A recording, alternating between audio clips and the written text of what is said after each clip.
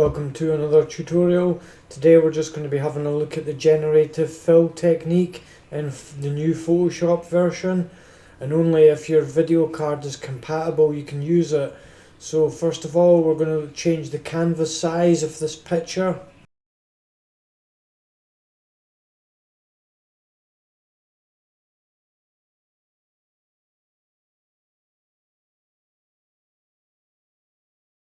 Now, using the selection tool, I'm just going to make a selection over each part of the missing image and select generative fill that comes up automatically.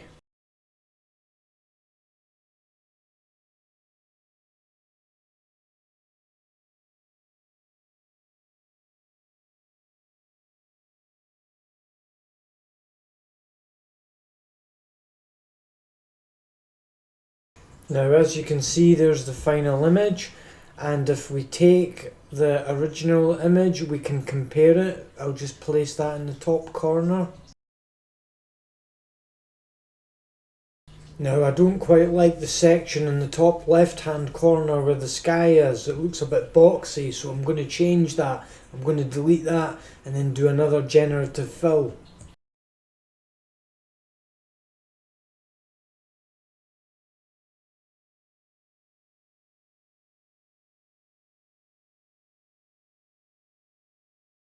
So there you go. It doesn't look perfect, but it's a lot better than what it was, so I'm happy with that for what I need for. And you can also leave feedback about how good the image quality was. I'm not going to do that, but you can when you have a shot.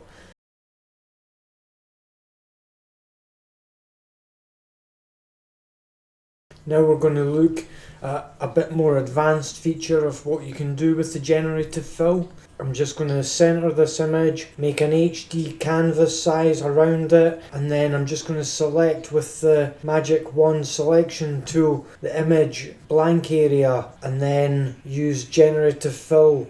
And instead of just leaving it blank this time, I'm going to type something in. It automatically knows what to fill the gaps in with.